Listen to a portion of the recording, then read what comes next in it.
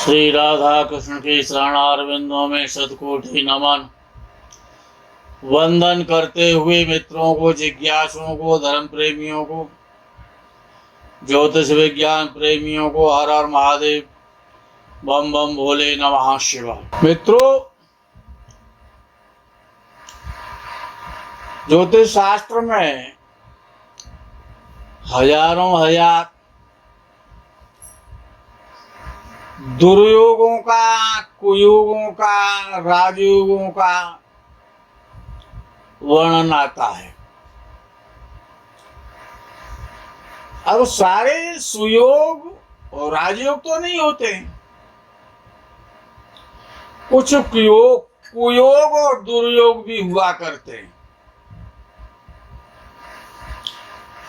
और जब कुंडली में कोई कुयोग बन जाता है, अच्छा, ये जो योग हैं या तो लगन के माध्यम से बनते हैं या चंद्र के माध्यम से बनते हैं या सूर्य के माध्यम से बनते हैं, और चौथे प्रकार से भावेशों के परिवर्तन के आधार पर बनते हैं। जब भावेशों का परिवर्तन होता है तो इन जो कुयोग हैं, जो दुर्योग हैं, उनमें बड़ा प्रसिद्ध एक दुर्योग है जिसका नाम है केमद्रुम योग। केमद्रुम योग, द्रुम कहते हैं लताओं के लिए, शाखाओं के लिए, पल्लियों के लिए, पत्तियों से संबंधित विषय है। तो अर्थात ये चंद्र के कारण बनता है कि जब चंद्र से दूसरे भाव में और द्वादश भाव में जब कोई ग्रह नहीं होता है तो केमद्रुम योग बन जाता है। जब कोई ग्रह नहीं है तो ये कहा जाता है कि केमद्रुम योग बन गया। बड़ा खतरनाक है ये। जिस प्रकार से ये तो कोई वृक्ष आपने लगाया और उस वृक्ष में नीचे दीमक लग गई, अच्छी मिट्टी नहीं है और कंकड़ पत्थर हैं, तो वो वृक्ष अधिक दिन तक नहीं चल पाएगा और वो धीरे धीरे उसकी शाखाएं भी सूखने लगेंगी, पत्ते भी गिरने लगेंगे और एक दिन वो सूखा वृक्ष बन करके खड़ा हो जाएगा। अर्थात चंद्र को पावर नहीं मिलती है, शक्ति नहीं मिलती है। कब? कि जब केमद्रुम योग बनता है। केमद्रुम योग जब द्वितीय और द्वादश में जब कोई भी ग्रह नहीं होता है तो केमद्रुम योग हो जाता है, अर्थात चंद्र बहुत कमजोर हो जाता है। अच्छा, ये योग कब नहीं बनता है? अब ये आवश्यक तो नहीं है कि द्वितीय और द्वादश में कोई ग्रह नहीं है तो केमद्रुम योग हो गया, लेकिन केमद्रुम योग भंग ज्यादा देखा जाता है। इसमें भयभीत और डरना नहीं है कि द्वितीय या द्वादश में कोई ग्रह नहीं है तो केमद्रुम योग बन गया, उसके प्रभाव से जीवन बड़ा कठिन हो जाएगा, बड़ा दुरूह और दुस्तर हो जाएगा। और ऐसा व्यक्ति जिसका केमद्रुम योग वस्तुतः बना हुआ है और सत्य में उसका कोई भंग नहीं हुआ है, उसका कोई काट नहीं हो पाया है, तो व्यक्ति कितने ही धनवान राज परिवार में क्यों ना उत्पन्न हो, कुसंगति का शिकार हो जाता है, दरिद्री हो जाता है, खान पान के भी लाले पड़ जाते हैं एक दिन, और राजा से फकीर हो जाता है, वस्त्रों का भी अभाव हो जाता है, समाज में और संसार में कोई इस प्रकार के व्यक्ति को सम्मान नहीं मिलता है। और जितनी भी संपदा माता पिता बाबा दादा के द्वारा जो भी जुटाई गई होती है, वो सबको धीरे धीरे धीरे धीरे और बर्बाद कर देता है। और अंत में हाथ झाड़ जैसे चले जुआरी के जुआ खेलने वाला, और अंत में हाथ झाड़ करके पल्ला झाड़ करके और घर को चल देता है। इसी प्रकार से चंद्र में ताकत नहीं रहती है, और चंद्र का बलवान होना जीवन के सुखों की प्राप्ति होना है।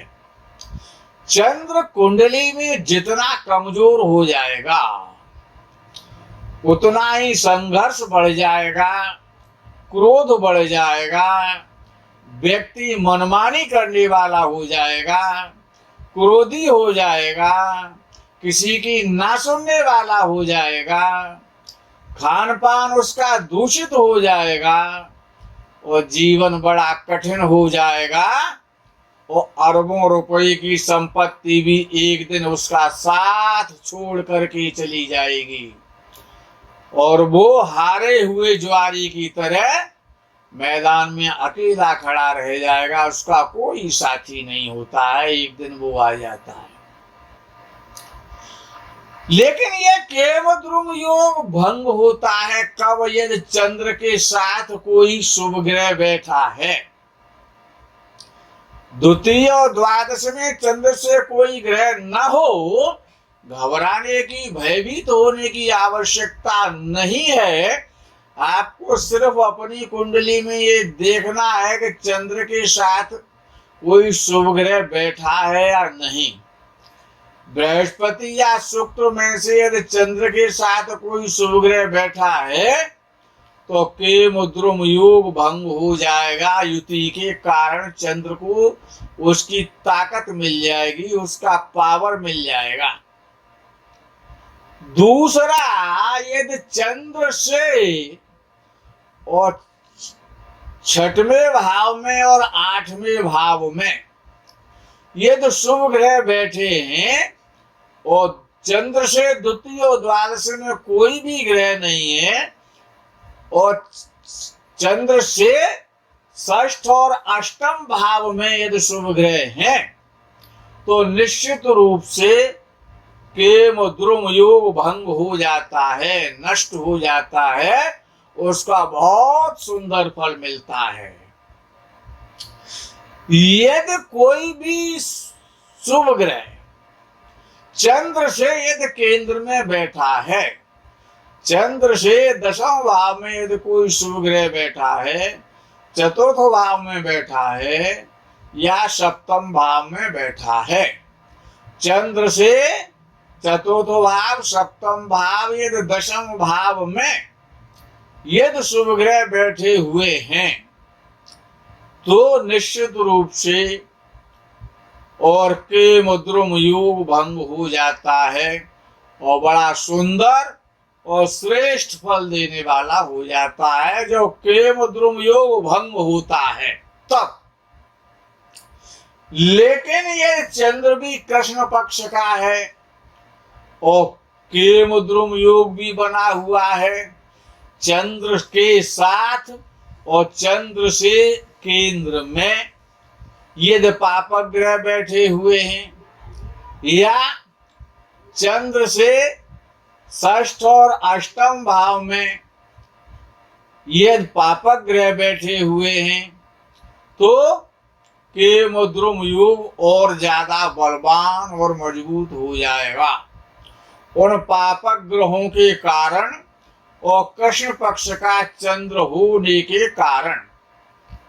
तो याद ये रखना है कि चंद्र की युति राहु और केतु के साथ ना हो।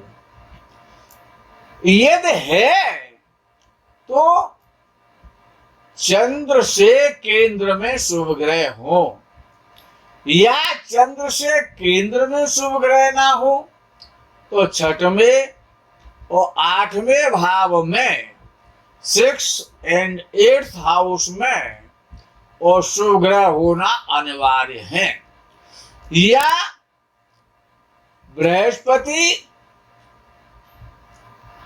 और यदि त्रिकोण में बैठा है, आगे का जो शर्त है, जो नियम है, कितने प्रकार से भंग हो जाता है। तो यदि चंद्र से नवम या पंचम भाव में यदि बृहस्पति उपस्थित है तो निश्चित रूप से बृहस्पति की दृष्टि के कारण और केम द्रुम योग भंग हो जाएगा।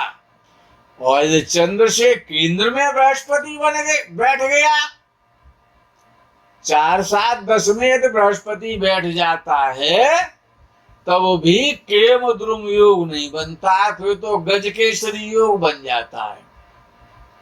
तो देखना ये है कि जो केम द्रुम योग नाम का जो हुआ है, कि जैसे कि सर्प जो होता है वो सबको तो नहीं काटता है, लेकिन सर्प को देखने के बाद ऐसा प्रतीत मन में आने, ऐसा डाउट हो जाता है, इतना व्यक्ति भयभीत हो जाता है कि मुझे ये सर्प काट लेगा। देखना ये है कि सर्प हमको काटेगा या नहीं काटेगा।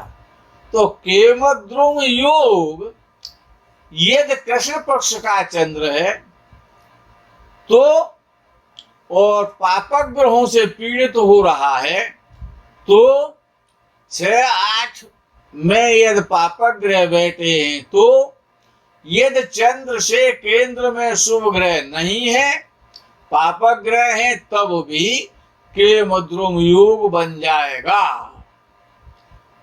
चंद्र अर्थात चंद्र से ही तो बनता है ना केमद्रुम योग। तो चंद्र जितना पीड़ित हो जाएगा, जितना निर्बल हो जाएगा, भी उसमें जितनी कमजोरी आ जाएगी, शक्तिहीन हो जाएगा, उतना ही केमद्रुम योग प्रभावी हो जाता है। ऐसा व्यक्ति जीवन में मनमानी करता है, वो किसी की सुनता नहीं है, वो किसी की मानता नहीं है, अतिशय क्रोधी हो जाता है। लक्ष्मी जी तो उसकी तरफ पलट करके कभी देखती भी नहीं है। तो अर्थात केमद्रुम योग यदि वस्तुतः बना हुआ है और पापक ग्रहों से यदि चंद्र और ज्यादा पीड़ित हो रहा है तो निश्चित रूप से जीवन बड़ा कष्टमय हो जाता है, और जीवन इतना कष्टमय हो जाता है कि फिर जीने की इच्छा नहीं रह जाती है।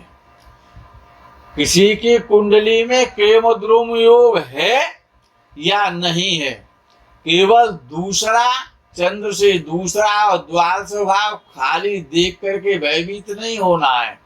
ये भी देखना है जो शर्तें बताई गई हैं, जो कारण बताए गए हैं, उन पर भी ध्यान देना आवश्यक है। किसी के कुंडली में केमद्रुम योग ना बने और बने तो वो भंग हो जाए, इसी कामना और भावना के साथ में मैं आपसे इस प्रकरण से विदा लेता हूँ। आगे के प्रकरण का आपको इंतजार रहेगा। तब तक के लिए हर हर महादेव बम बम भोले नमः शिवाय। जय गो माता की।